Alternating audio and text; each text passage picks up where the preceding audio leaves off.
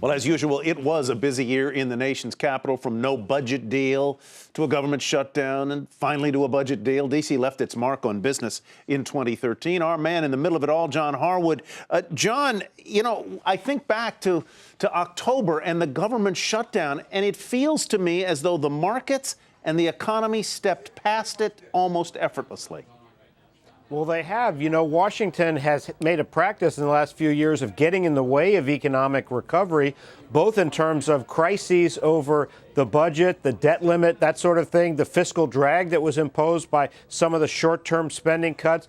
Washington ended the year by pulling back, and one of the things that has created an amount of confidence is the underlying growth, improvement in the job market, the underlying growth in the economy, and finally Washington realized if we just get out of the way, that's going to create better conditions going forward. Well, that's something that you hear from CEOs all the time, that they would just like Washington to get out of their way so that they can do their business. How do you see it going? It seems like we ended off the year on a hopeful note in Washington. You think that they can continue this mood into 2014 and stay out of the way of businesses? I don't expect much to happen in Washington in 2014, and that may be just what the doctor ordered. Even though we've had this budget agreement that has now passed both the House and the Senate, and the president is embracing it because, again, it reduces fiscal drag, makes conditions calmer for economic recovery next year. I don't expect that to be followed up by much ambitious legislation going forward, any sort of grand bargain for the long term. But simply calm waters in Washington, I think, are a good prescription.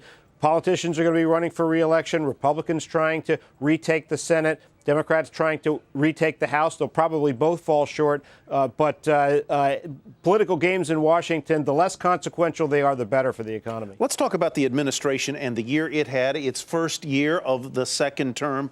And from where I sit, it feels like it was a bit of a bumpy year. There was the NSA spying scandal. There was a kerfuffle over the IRS and investigating groups that had Tea Party in their name. There was Syria. And then, of course, at the end, we're going to talk a little bit later about the healthcare.gov website debacle. How would you rate the president's year? Tyler, this year was all bumps for President Obama. We've seen many times presidents in their second terms encounter increasing amounts of difficulty. They lose the political juice that they had when they first came in. They accumulate difficulties from governance over the first 4 years in office.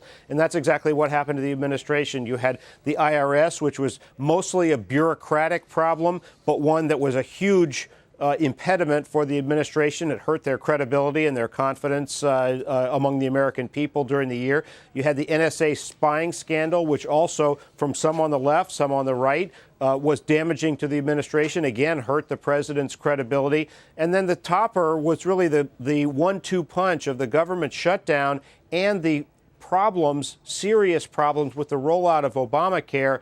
And as a result of that, we see the president ending the year with the lowest ratings of his presidency, both on a professional and a personal basis. You have fewer than 50% of the people rating him highly now for being honest and trustworthy. Right. That's not something that characterized the early part of his term. John Harwood, thank you very much.